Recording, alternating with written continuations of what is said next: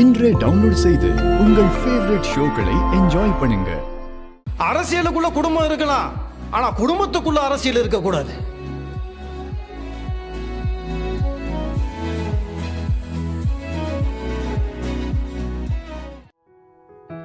நம்மள மாதிரி ஆம்பளைங்களும் ஒரு சின்ன பிரச்சனை இருக்கு.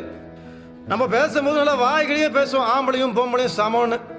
ஆனா அகால மனசுக்குள்ள நமக்குள்ள ஒரு ஆணாதிக்கம் இருந்துட்டு தான் இருக்கும். நம்ம என்ன சொல்லுவோம், நம்ம கஷ்டப்படுறோம், வெளியே போறோம், வேலை பார்க்குறோம், ரத்தத்தை சிந்துறோம், வேர்வையை சிந்துறோம், அதெல்லாம் ஓகே. ஆனா என்னைக்காவது நம்ம குடும்ப தலைவங்க எவ்வளவு கஷ்டப்படுறாங்கன்னு யோசிச்சு பார்த்துருக்கோமா? வெளியே போற ஆம்பளைக்கு சம்பளம் கிடைக்குது, அங்கீகாரம் கிடைக்குது, வீட்டில் இருக்க குடும்ப தலைவிக்கு என்ன கிடைக்குது? ராத்திரி பகலுன்னு பார்க்காம காலங்காத்தால எந்திரிச்சு துணியை துவைச்சு குழந்தைங்களை பார்த்துக்கிட்டு குழந்தைங்களை ஸ்கூலுக்கு அனுப்பிட்டு சமையல் கட்டில வேலையை பார்த்துட்டு நமக்கு சாப்பாடை போடுறாங்கல்ல, அவங்க நம்ம இடத்த கொடுத்துட்டோம். இல்லை இவ்வளோ கஷ்டப்பட்டு நமக்காக சமைச்சு அவங்க சாப்பாடு போடும்போது நம்ம என்ன பண்ணுவோம்? இந்த கையில் செல்ஃபோனு, இந்த கையில் சாப்பாடு தட்டு. ஒரு கண்ணில் ஃபோனை பார்ப்போம், ஒரு கண்ணில் சாப்பாடை பார்ப்போம். ஃபோன் என்ன பார்க்குறோன்னு தெரியாது, என்ன சாப்பிட்றணும் தெரியாது. என்னைக்காவது ஒரு நாள் அம்மா நீ சூப்பராக சமைச்சிருக்க, நல்லா இருக்குமா அப்படின்னு சொல்லியிருக்கியா? ஒரு வாட்டி சொல்லி பாருங்களேன். ஏன்னா அவங்க எதிர்பார்க்கறது மட்டும்தான். அந்த ஒரே ஒரு வார்த்தை அவங்களுக்கு எவ்வளவு பெரிய சந்தோஷத்தை கொடுக்கும் தெரியுமா? அவங்களோட காசு பணம் இதெல்லாம் எதுவுமே எதிர்பார்க்கறது கிடையாது. அவங்களுக்கு எந்த அங்கீகாரம் வேணாம், எந்த பாராட்டு வேணாம். இதோ எங்க அம்மாவுக்கு கூட சத்தியமா நீங்க உங்களுக்கு பாராட்டு விழான்னு தெரியாது. எங்க அப்பாவுக்கு பாராட்டு விழான்னு பொய் சொல்லி தான் அவங்களுக்கு கூட்டு வந்திருக்கோம்.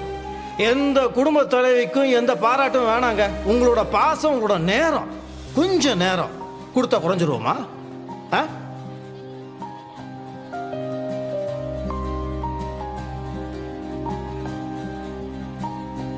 முதல்ல நம்ம பெண்களை மதிக்க கத்துக்கணும். இந்த விழாவில் பெருசா நடக்குதுன்னா அதுக்கு முக்கிய காரணம் யார் தெரியுமா?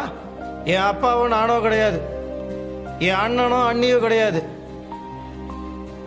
இது நடக்கிறதுக்கு முழு காரணம் என்னோட மேடம், என்னோட மனைவி துளசி மேடம் தான்.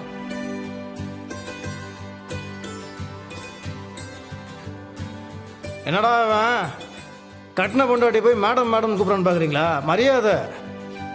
நான் என் மனைவி மேல வச்சிருக்கிற மரியாதை. நம்ம வீட்டில் இருக்கிற பெண்களுக்கு நாம மரியாதை கொடுத்தாதான் வெளியே இருக்கிற பெண்கள் நமக்கு மரியாதை கொடுப்பாங்க. அதுவும் அம்மாவா இருக்கட்டும், உன் மனைவியா இருக்கட்டும், உன் பொண்ணா இருக்கட்டும், உன் கூட பிறந்தவங்களா இருக்கட்டும், ஒவ்வொருத்தரும் வீட்டில் இருக்கிற உங்க வீட்டில் இருக்கிற லேடிஸை மதிக்க கத்துக்கோங்க. அப்பதான் வெளியே இருக்க லேடிஸை உங்க அம்மாவோ அக்காவோ தங்கச்சியாவோ பார்ப்பீங்க. நாட்டிலையும் எந்த குற்றமும் நடக்காது.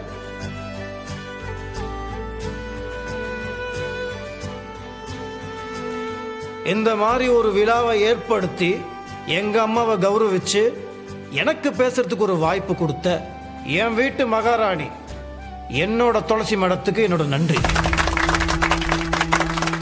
இனிமேல் நீங்க எல்லாருமே உங்க வீட்டில் இருக்க பெண்களை, நீங்க வேலை செய்யற ஸ்தலத்தில் இருக்க பெண்களை, இந்த ஊர்ல இருக்க எல்லா பெண்களையும் மதிச்சிங்கன்னா நீங்களும் நல்லா இருப்பீங்க, உங்க குடும்பமும் நல்லா இருக்கும், நம்ம நாடும் நல்லா இருக்கும். நல்லா நல்லா.